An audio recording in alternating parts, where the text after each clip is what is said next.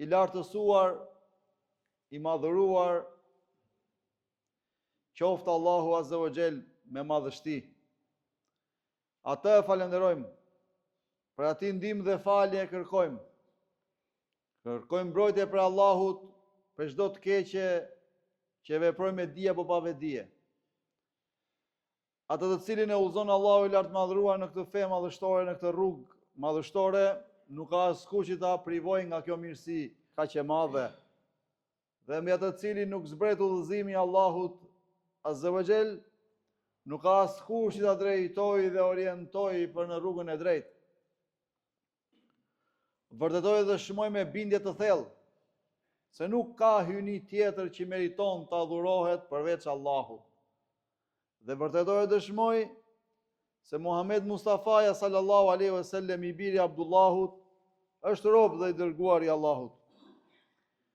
Përshëndetje tona më të përzemërta i dërgojmë pra mbi më të mirën e krijesave. Pra themi o Zot, përmende të dërguarin tënd në vendin më të lartë, në mesin e melajkeve.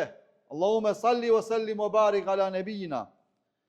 Po ashtu i dërgojmë përshëndetjet tona më të përzemërta mbi familjen e tij të ndershme, fisnike, pra ehli bejtin, mbi shokët e tij të nderuar dhe besnik, dhe mbar pasuesit e tyre deri në ditën e fundit. Allahu i lartë madhëruar na tregon në librin e tij fisnik bujar ku thot: o ju besimtar, o ju që keni besuar, friksojeni Allahut me një frikë të vërtet, me një frikë të sinqert, ashtu siç meriton Allahu xhele xhelalu t'i friksojeni. Dhe mos t'ju gjej vdekja pra, dhe në momentet e fundit të jetës tuaj juve vetë se të vdisni pra duke qenë musliman. Thot përsëri Allahu i lartë madhëruar: o ju besimtar, o ju që keni besuar, kur do herë flisni fjalë të drejta, shprehni të vërtetën, pra flisni fjalë të drejta, thoni të vërtetën, gjithmonë. Se në këtë mënyrë Allahu xhele xhelalu ka për t'ja korrigjuar punët tuaja. Çështjet tuaja do t'i rregulloj, do t'i përmirësoj. Dhe dijeni se ai i cili i bindet Allahut dhe të dërguarit të tij, s'ka dyshim se ai ka korrur një fitore të madhe. Thot përsëri Allahu i plotfuqishëm, po këtë herë i drejtohet mbar njerëzimit, jo vetëm besimtarve, gjithë njerëzimit. O ju njerëz, friksojeni Zotit tuaj, i cili ju krijoi ju nga një vete e vetme, nga një qenie e vetme. Dhe për kësaj Allahu xhele xhelalu i shtoi dhe i shumoi në burra e gra. Pra krijoi bashorten prej Ademit alayhis salatu wassalam. Dhe i shtoi, shumoi Allahu xhele xhelalu në burra e gra, në popuj. Ndaj friksojeni Allahut, tek i cili ju kërkoni të drejtat e ndërsjellta dhe ruajini marrëdhëniet farefisnore, urdhri i të gjithë pushtetshmit. Ruajini marrëdhëniet farefisnore. Dhe dijeni se Allahu xhele xhelalu ju mbikëqyr, pra është mbikëqyrës mbi ju. Të nderuar vëllezër dhe motra, të gjithë ne, si musliman, si besimtar, në momentet tona më të vështira, në momentet tona kritike, në momentet tona të mërzitësisë, apo pikëllimeve ndryshme, s'ka dyshim se i drejtohemi Allahut Dhul Xhelal, duke e lutur atë. I drejtohemi Allahut subhanahu wa ta'ala me dua, me lutje. Dhe s'ka dyshim se duaja, lutja është për adhurimeve madhështore që përmban kjo fe kaq e madhe. Duaja është nga adhurimet më të mëdha që i kushtohet Allahut xhele xhelalu. Nu'man ibn Bashiri, një sahabi i dërguarit Allahu sallallahu alaihi wasallam, Zoti qoftë i kënaqur mbi Nu'manin, tregon se një pejgamberi i Zotit sallallahu alaihi wasallam tha: duaja, lutja është vetë adhurimi. Dhe pastaj lexoi ajetin e Kur'anit i dërguarit i Zotit ku thot: wa qala rabbukum ud'uni astajib lakum. Zoti juaj ka thënë, lutuni mua, mu lusni mua, se do t'ju përgjigjem. Me të vërtet, ata që tregojnë më ndjemdhenj e nuk duan të madhurojnë, thot Allahu xhele xhelalu, do të hyjnë në xhehenem të poshtëruar. Allahu azza wa xhel ka urdhëruar që njerëzit të luten atij dhe në shumë ajete në Kur'an ka premtuar se do përgjigjet. Ai ka lavdëruar profetët e mëparshëm dhe familjet e tyre të cilët luteshin. I luteshin Allahut xhele xhelalu për çdo gjë. Ku thot Zoti i plot fuqishëm për Jahjain, ne u përgjigjëm atij dhe i dhuruam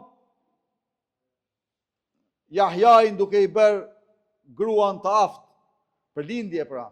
Zekerian e përgëzon Zoti në Kur'anin fisnik, në moshë të thyer, sepse ju drejtua Zotit, o Zot, ty të lutem, dhe Allah thot, ju përgjigjem dhe adhuruam Jahjain, dhe bëm gruan e tij shumë të moshuar të aftë për të lindur, se me të vërtet, cili ishte shkaku, thot Allahu, ata nxitonin për vepra të mira dhe na luteshin me shpresë dhe frikë dhe ishin të përulur ndaj nesh. I lartë madhëruari na tregon se ai është pranë dhe i përgjigjet lutjes atyre kur luten. Wa idha salaka ibadi anni fa inni qarib.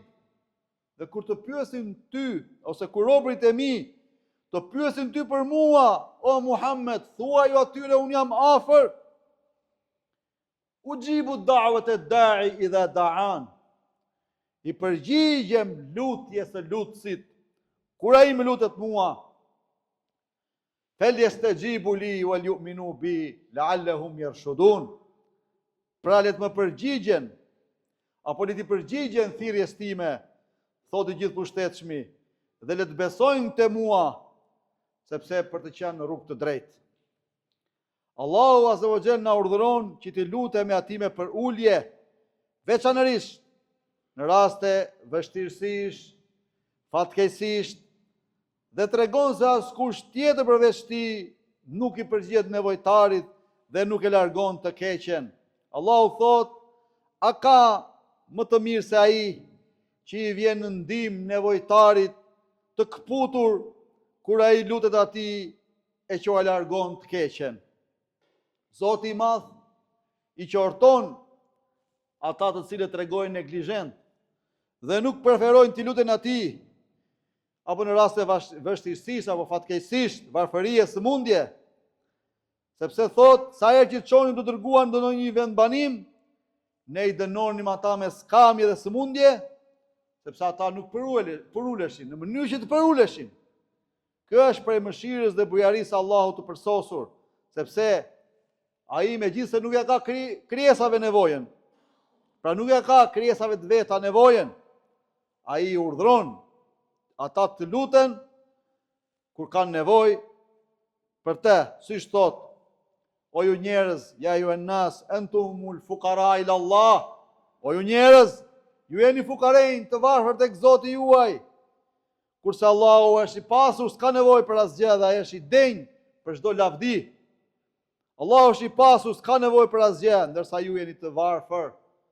Kurse në një hadith kudusi, Allahu thot, o robërit e mi, të gjithë jeni të humbur, përveç atyre që unë i kam udhëzuar. Prandaj kërkoni udhëzim prej meje që t'ju udhëzoj. O robërit e mi, të gjithë jeni të uritur, përveç atyre që unë i ushqej. Prandaj kërkoni prej meje ushqim që t'ju ushqej. O robërit e mi, të gjithë jeni pa rroba, përveç atyre që i vesh unë. Prandaj kërkoni veshje që t'ju vesh. O robërit e mi, me të vërtet ju bëni gabime ditë e natë, kurse unë i fal të gjitha gjunahet. Prandaj kërkoni falje nga unë dhe unë t'ju fal. Prandaj lutuni Allahut të nderuar vëllezër dhe motra, dhe dijeni se përgjigja e lutjes kërkon kushte. të cilat duhet përmbushur, patjetër, që Allahu xhele xhelalu t'ja u pranoj lutjen kur ju luteni. Allahu ka premtuar se u di përgjigjet atij që lutet, dhe Allahu nuk e thyen kur premtimin e vet. Inna Allah la yukhlifu al-mi'ad. I gjithë pushtesmi thot Allahu nuk e thyen kur premtimin e vet. Mirë, po përgjigja e lutjes mund të vonohet për shkak të pengesave ose mund mos të vi fare. Vonohet për shkak të pengesave që gjenden tek njeriu. Prandaj, robi mund të bëhet pengesë për mos pranimin e duas.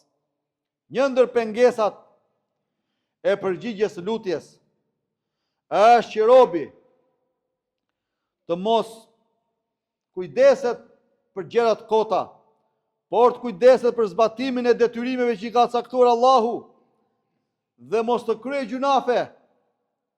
Në këtë mënyrë, nëse i kryen gjunafet dhe nuk tregon kujdesje, atë e largohet nga Allahu dhe i ndërpret lidhjet me të. Sepse në një hadith pejgamberi Zotit thot sallallahu alaihi wasallam, njihu me Allahun kur je mirë, që ai të njoh kur ti jesh në vështirësi. Pra njihu me Allahun kur je mirë, që ai të njoh kur ti jesh në vështirësi. Kushtoj, kush vepron kundrejt Allahut me frikë dhe për ulje në kohë rehatije dhe jo rehatije, do të trajtohet nga Allahu me ndihmë në kohë vështirësie, siç ka thënë i gjithë pushtetshmi për profetin e tij Yunus ibn Metta, i cili u sprovua dhe Allahu e përmendi ku tha, dhe po të mos ishte ai Yunusi alayhis salam nga ata që i luten Allahut, me siguri ai do të mbetej në barkun e peshkut të madh deri në ditën e ringjalljes.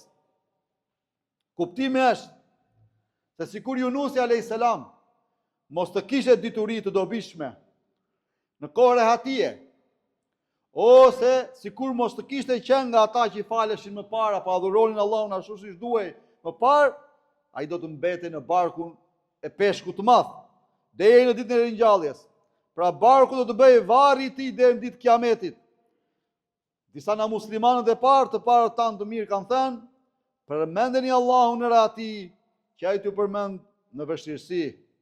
Sepse në të vërtetë Yunusi e përmendte Allahun gjithmonë, dhe kur u gjend në barkun e peshkut të madh, Allahu i lartësuar tha, dhe po mos ishte nga ata që luteshin, apo po mos ishte nga ata që luten Allahut, me siguri do të mbetej në barkun e saj deri në ditën e ringjalljes. Kemi anën tjetër, nderuar vëllezër dhe motra. Faraoni i mallkuar ishte shtypës dhe e kishte harruar përmendjen e Allahut. Ama në momentet e fundit, kur po fundosej, po mbytej, tha besoj se s'ka Zot tjetër përveç atij që besojnë Benu Israilët dhe Musaj, dhe se unë jam musliman. Mirë, po ishte tepër vonë. Atëherë Allahu zbritin mbi 7 palqej, vallë, tani po beson, ndërkohë më parë ti ishe i padëgjueshëm, pra ishe nga drestar, pra nuk e qenë i mirë përpara. Ndërsa me Yunusin ishte tjetër gjë, ishte nga ata që e kujtonin Allahun, dhe kjo u bë shkak që Allahu e shpëtoi nga sprovë. Se e dini duan e famshme kur Yunus ishte në barkun e balenës apo peshkut, e cila i çau 3 errësira, apo jo? Çau errësirën e barkut peshkut, çau errësirën e fundit detit dhe çau errësirën e natës dhe u ngjit lart tek Zoti Dhul Xhelal. Një ndër pengesat e plotësimit duas, të nderuar vëllezër dhe motra, është njeriu të lutet me zemër të pavëmendshme. Lutet kot, kështu sa për ta kaluar radhën. Hakimi ka përcjell në librin e tij për Ebu Hurajres se pejgamberi jon i Zotit sallallahu alajhi wasallam ka thënë: "Ud'u Allaha wa antum muqinun bil ijabe." Pra lutuni Allahut, duke qenë të sigurt për përgjigjen që Allahu do t'i përgjigjet. Pse? Sepse inna Allaha la yastajibu li qalbin, la yajibu li qalbin ghafilin lahiq. Që do të thotë, dijeni se Allahu nuk i përgjigjet asaj zemre të shkujdesur dhe të pa vëmendshme. Pra zemra e shkujdesur dhe pa vëmendshme, le ta lusi Zotin sa të doj, ditën e natën, në 1/3 në natës, në kohët që është përmendur që pranohet lutja, Allahu nuk i përgjigjet. Hudhaifa ibn Yamani radiallahu anhu tregon se pejgamberi Zotit sallallahu alaihi wasallam ka thënë: betohem në atë që në dorën e tij është shpirti im, se përderisa ju urdhëroni të mirën dhe ndaloni nga e keqja, atëherë Allahu nuk do t'i çojë ndëshkim. Dhe Allahu ka për t'ju përgjigjur. Pra në kohë që ju thrisni për të mira, ndaloni nga të këqijat, Allahu nuk do t'i ndëshkojë, po edhe do t'i përgjigjet. Ama e kundërta, kurse si. Zot na ruaj, vjen ndëshkimi dhe nuk ka përgjigje. Imam Shamsuddin Muhammed ibn Ebi Bekri ka thënë: duaja, lutja është një nga shkaqet më të forta për largimin e të këqijave dhe realizimin e kërkesave. Po ashtu ka thënë, duaja është ilaçi më i mirë. Ajo është armikja e vështirësive. I largon vështirësitë dhe i shëron ato. Dhe i parandalon të këqijat. Do të ndodhte një ndodhi apo një dëm, një diçka, duaja është e largon. Është armë e besimtarit. Umeri radiallahu anhu tregon se pejgamberi Zotit sallallahu alajhi wasallam ka thënë, duaja është e dobishme edhe për ato vështirësi që kanë ardhur dhe për ato që s'kan ardhur. Subhanallah. Duaja t'i lehtëson ato vështirësi që i ke dhe t'i largon ato që s'kan ardhur, që do të vinin. Prandaj bëni vazhdimisht dua o robër të Allahut, thot i dërguari i Zotit. Duaja, nderuar vëllezër dhe motra, siç tham, ka kushte që të pranohet. E kemi përmendur edhe herë të tjera për një person i cili ishte në udhëtim dhe ka ardhur transmetime të sakta që duaja e udhëtarit është e pranueshme. Ai ishte në udhëtim, i kputur nga lodhja, rrobat e plurosura nga rruga, nga tymi rrugës, i uritur, i etur, ngret duart për ndihmë. Ndërkohë thot pejgamberi i Zotit, veshja e tij ishte haram. Ushqimi që kishte ngrënë ishte haram. Si do t'i përgjigjej Zoti atij njeriu? Apo tjetra, nderuar vëllezër dhe motra, besoj se e dini hadithin i cili ndodhet tek Musnedi Imam Ahmedit, që ka thënë se yati ala nas sanawatun khadda'at, që do të thotë do të vinë ke njerëzit vite mashtruese. Pra, në atë kohë është folur, ka thënë pejgamberi i Zotit, ndoshta Allah e din më së miri, po për ditët tona, do të vinë ke njerëzit vite mashtruese. Po pse u dërguari i Zotit, thanë sahabët, a ditë është i gjatë, do të vinë vite mashtruese, tha pejgamberi i Zotit, sepse do besohet gënjeshtari dhe do të përgënjeshtrohet ai i vërteti. Po do ndodhe, ka thënë, kulmi i padrejtisë. Çfarë është? Kur i padrejti e quan drejtësi kur ai kërkon të padrejtën e tij. Pra ju bën padrejtësi të tjerëve dhe e quan drejtësi këtë. Dhe vallahi kemi hasur sot këtë gjë, pasha Zotin, e kemi hasur. Edhe në mesin e muslimanëve, për xhamia ka ndodhur, Zot na ruaj. Ai le të ngret duar sa doj. Nuk i përgjigjet Allahu atij. Se Allahu bën çka don Allahu, nuk bën çka do hoxha apo filani apo fisteku apo tjetri. Dhe arabët e kanë një shprehje. Ana uridu anta turidu Allahu yef'alu ma yurid. Unë dua, dëshiroj, ti dëshiron, po Allahu bën atë që dëshiron ai. Dhe është e qartë. Prandaj ne po i hasim këto kohë, nderuar vëllezër dhe motra. Do të kemi shumë kujdes. Allahu është i drejtë, adil, nga cilësitë e të gjithë pushtetshmit. Është i drejtë, nuk i bën padrejtësi askujt. Prandaj, keni frikë Allahun e lartësuar dhe të jeni për atyre që i plotësoni kriteret e pranimit të lutjes. Barakallahu li wa lakum fil Qur'anil Azim wa nafa'ani Allahu li wa iyyakum mimma fihi min ayat wa dhikrin hakim. Aqulu ma tasma'un wa astaghfirullaha li wa lakum min kulli dhanbin wa su'in fastaghfiruhu innahu huwal ghafurur rahim.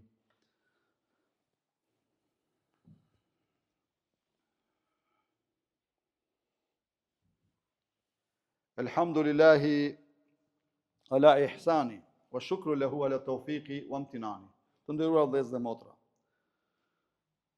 Allahun azza wa jalla falenderojmë, i cili është një i vetëm, e falenderojmë për mirësinë e Islamit dhe paqja dhe bekimet e Allahut qofshin mbi pejgamberin sallallahu alaihi wasallam.